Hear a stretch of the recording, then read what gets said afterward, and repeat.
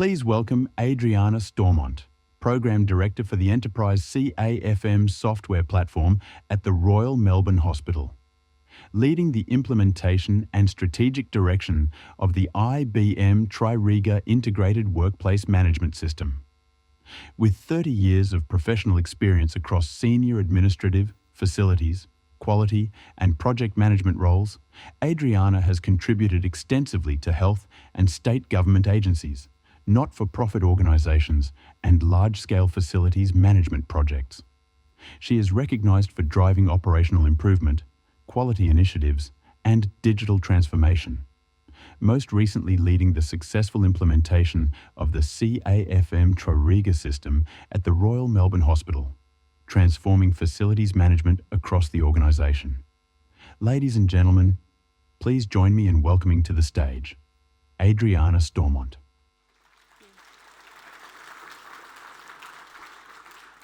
I don't think I've ever had an introduction like that before, so thank you. My name's Adriana Stormont. I am the Program Director at the Royal Melbourne Hospital for our CAFM program, which we use interchangeably with TRIRIGA. I look after TRIRIGA across our health service and, of course, its strategic direction.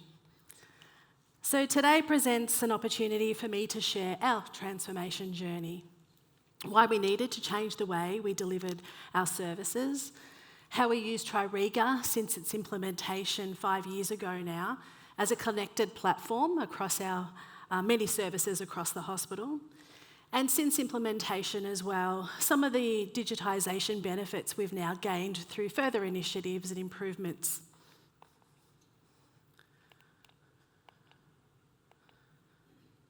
So just to keep in line with the transformation theme, I thought I'd throw in a few pics. This is us in 1848 as Victoria's first public hospital. We opened up in the centre of Melbourne, Lonsdale Street, with just 10 beds. No one can actually explain to me why those beds there on the balcony, are they getting some fresh air, perhaps early days of ramping, or in isolation. Even our nursing workforce has transformed over the century, including their uniforms. And this is us now, obviously more current advanced technologies. We're actually relocated here at the Parkville inner city suburb of Melbourne, which is just a K out of CBD. So we moved here in 1848. We moved here in 1944, and this was built originally as a military hospital back in World War II. Obviously with much more advanced technologies, however, we are under some ageing infrastructure pressures as well. And some 80 years on, we are going through a master planning process now for a new hospital rebuild. So just to paint a picture of some of the clinical activity our service delivers, we're a 650-odd bed acute hospital, but we have a number of campuses or off-site facilities, a good 15 all in all, with an extra 300 or so beds, including residential aged care and mental health. We see roughly about 230-odd presentations through our emergency department each day, and ambulances presenting include some just under 100 on average. We conduct just 59 surgical procedures each day, as well as outpatient visits, just under 600. Whilst we use TRIRIGA for most of our FM operations, it has grown lots of tentacles and now widely used in our clinical spaces as well. And COVID was very much the onboarding reason for those areas coming on board. So I won't go into the composition of facilities management, but we're roughly about 10 departments there. We're a good 700 EFT and also use some contracted services as well, but pretty much in-house.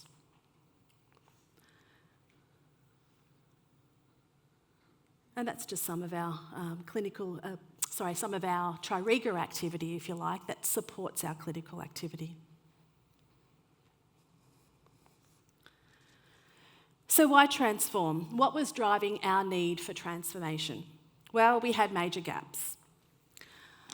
We had no tool, we had no integrated tool really driving our workplace practices, so no holistic monitoring ability or visibility across our workforce as well as our asset performance. What we had in play were very much end-of-life systems, systems that definitely didn't interface or integrate, and very rudimentary systems such as your pages, your Excel spreadsheets, paper-based processes. Our paper-based and manual processes were very labour-intensive.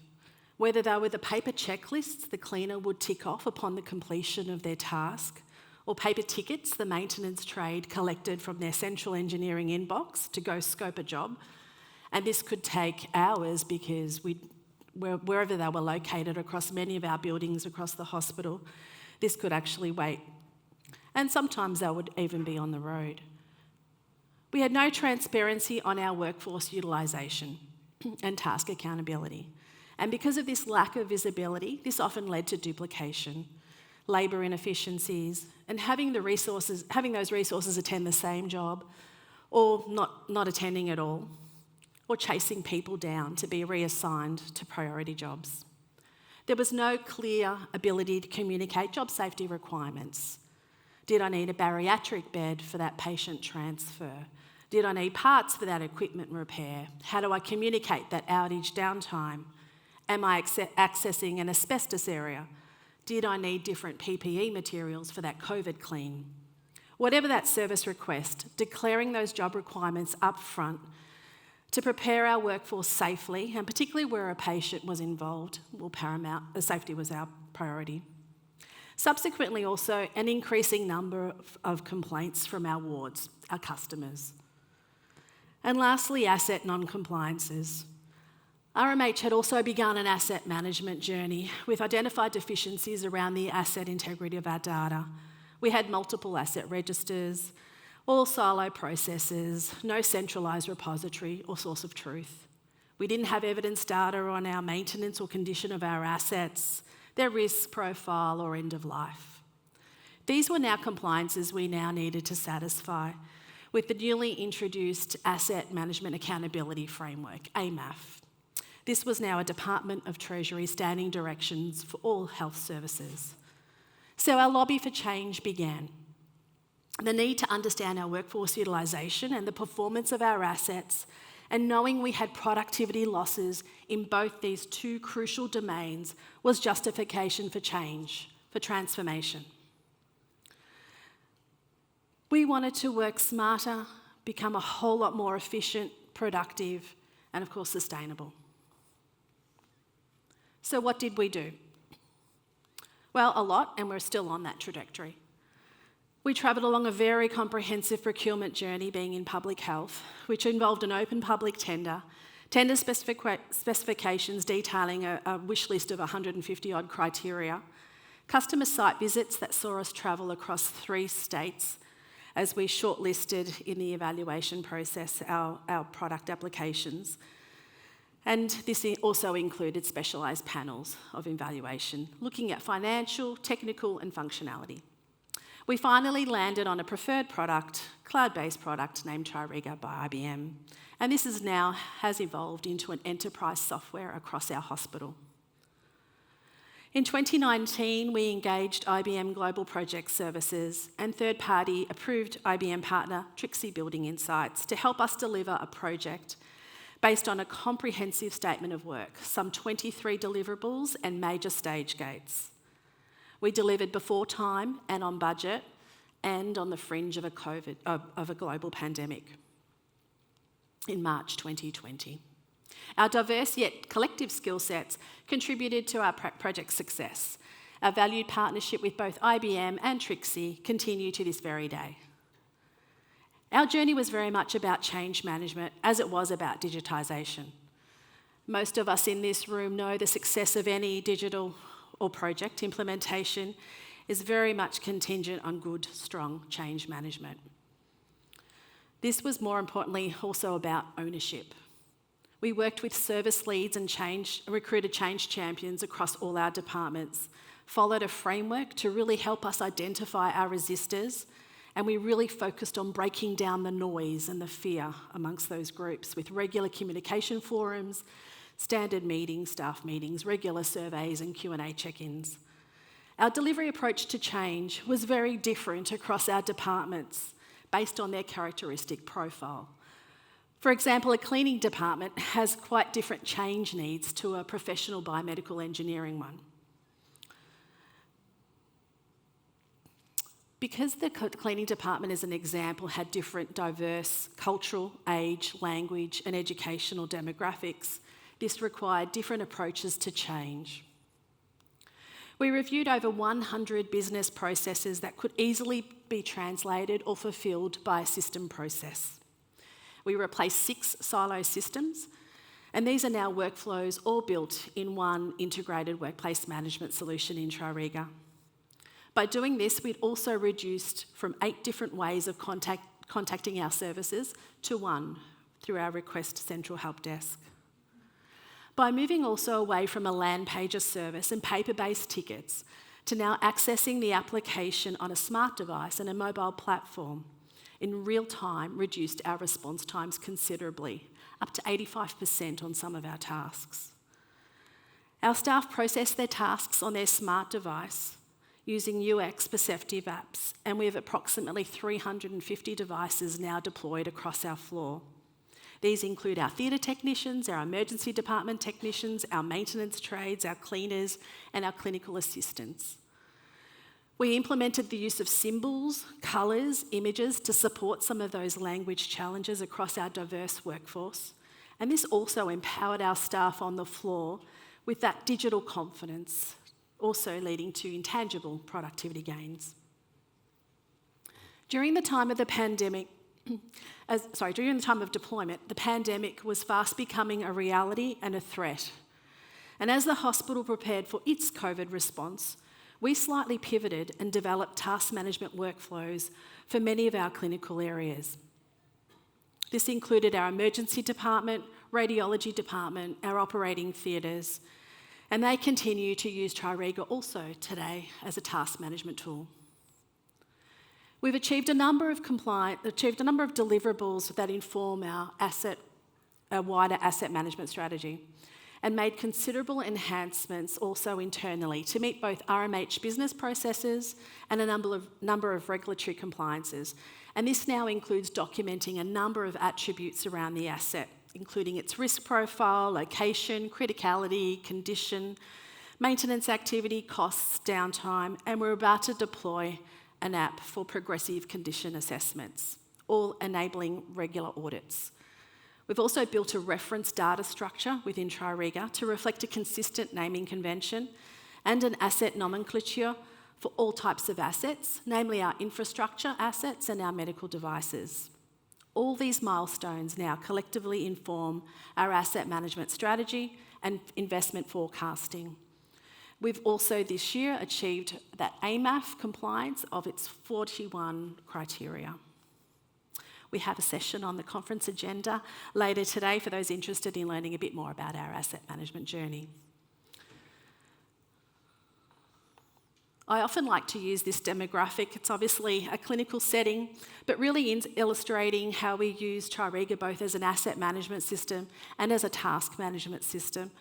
Really also non-clinical tasks impacting clinical throughput. From preventative to corrective maintenance on some of our assets there, biomedical testing on our medical equipment, cleaning and waste services, scheduled tasks such as linen and supply, trolley stocking, to patient transfers, pathology and pharmaceutical collections, all impacting patient access and flow. And obviously over the last few years, achieved multiple benefits and improvements in our response times, especially up to 85%, as I said earlier, reduction in paper consumption, carbon footprint and so forth. Let me show you a video on how we use TRIRIGA at the Royal Melbourne Hospital.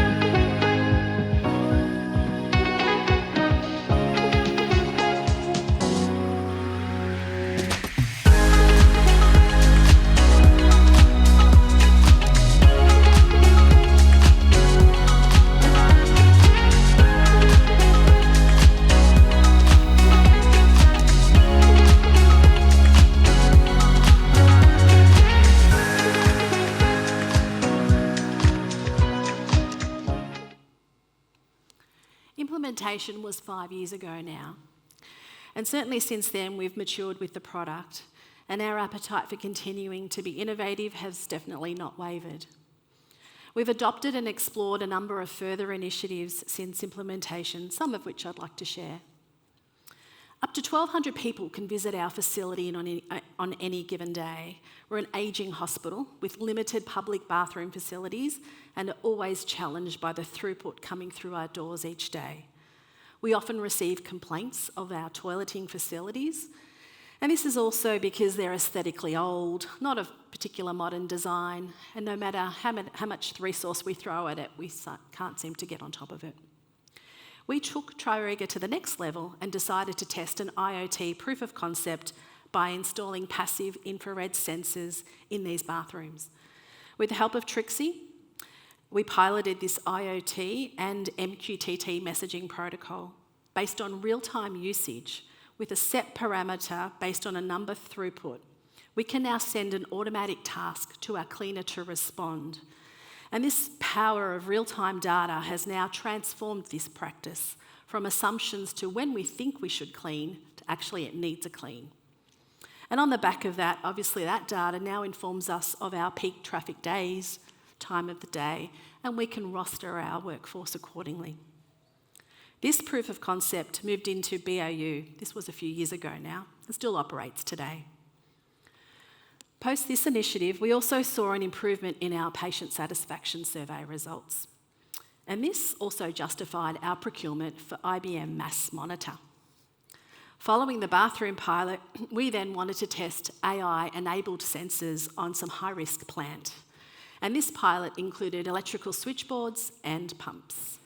We installed vibration, flow, and thermal sensors on these selected assets and integrated these with IBM Maximo Monitor and TRIRIGA for both pattern trends, alerts, and an automated task response to go and inspect based on variations of those parameters. This concept was designed to prove a shift to predictive monitoring and maintenance and with real-time data. This was a recently completed proof of concept and proved successful.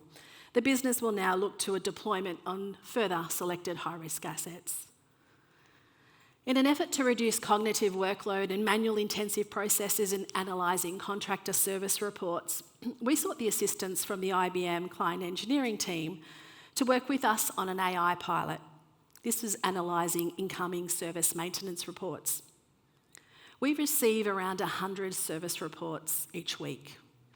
These are from our contractors and really are of different variations of complexity, length. Some can be anything from 2 to 25 pages long. We established an algorithm for condition scoring and identified data points for extraction from the AI model. We also trained the model to reference active data maintenance history on the asset and generate natural language recommendations around repair or replace. We are now developing and looking at a business case, looking at that feasibility and return on investment to deploy that potentially on a larger scale. There's also a presentation later today demonstrating a deeper dive into our AI pilot. And our medical record integration. This is quite unique. The demand on our clinical services coming out of COVID triggered us to look for different ways we can support bed admission and access and flow. We knew 2 tasks completed in TRIRIGA, discharge cleans and patient transfers, heavily impact our access and flow. How sweet would it be if we could integrate the medical record, Epic, with TRIRIGA, a direct request coming from Epic into TRIRIGA upon a bed discharge or a patient discharge, triggering off into a request for a bed clean or a patient transfer. A number of objectives could be achieved here, namely process efficiencies, clinicians only having to open up the one system, reducing time frame, so a discharge bed clean can occur at the same time as being discharged from the medical record. Another example is raising a radiology request for a patient in the medical record. We could splinter this into a patient transfer request into TRIRIGA simultaneously. We are not depending on human intervention here to repeat a task, open up another system, make another request, or dare say, delay that process for another shift. We engaged Trixie again to develop the integration between Epic Rhapsody, the EMR integration engine, HL7 for data exchange, and a custom-built App Connect middleware by Trixie.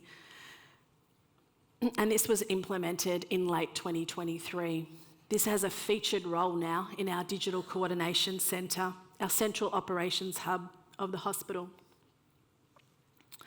Following the COVID experience, the hospital reached a heightened level of capacity and busyness we'd actually not experienced before. We've always been busy, and COVID certainly presented its challenges. But post-COVID revealed another story again. We were seeing constant full occupancy with major access blockages, ambulance bay constantly ramped up, and an emergency department waiting room of close to 100 patients already presenting by mid-morning. This was a typical day. Hospital management embarked on a project initiative they looked at extensive research across a number of health services worldwide to create its own command centre of operations, with the primary goal here to support access and flow. The Digital Coordination Centre, otherwise known as the DCC, was established in August 2023. They created a central hub here of expertise, different key stakeholders in the same room, all with different skill sets that had oversight and visibility of all hospital areas to really easily identify risks and provide that pathway for escalated actions to remove those blockers. And blockers can range from anything, from a ramped up ambulance bay to transferring an Indigenous patient back to their local outback community, which could take days to plan, or simply escalating the repair of a roof leak in a patient bedroom, needing to return that room back for readmission again. From medical, nursing, surgical, bed management, transport and facilities management now, a representative group of stakeholders in the same room, collaborating closely. And data.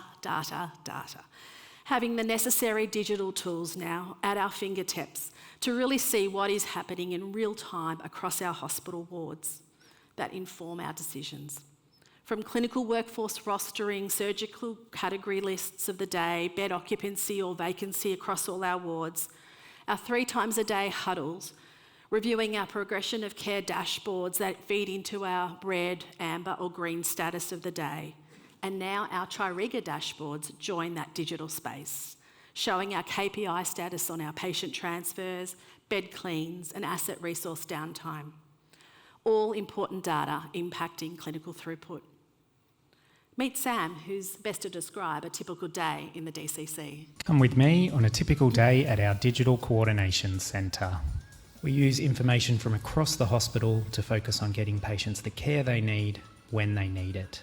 Every day starts with a huddle to see how many patients we have, how many are projected to be discharged, and how many we predict will be coming in. If there's a problem, we're all here in the DCC, ready to help solve it. We aim to remove any barriers for a patient waiting to be discharged home or to their next destination. We work with doctors to get scripts ready or to review test results. We check how many surgeries we have planned and what theatres we need to support emergency surgery. And we make sure we have the right teams in place for patient care. New patients are arriving all the time, so we are constantly reviewing our bed capacity across the day. That also means escalating maintenance requests and bed cleans, so we're always ready for the next patient. In the afternoon, we meet to get ready for tomorrow by looking at what patients need to help get them home. At the end of the day, we hand over to the night team and get ready to do it all again tomorrow.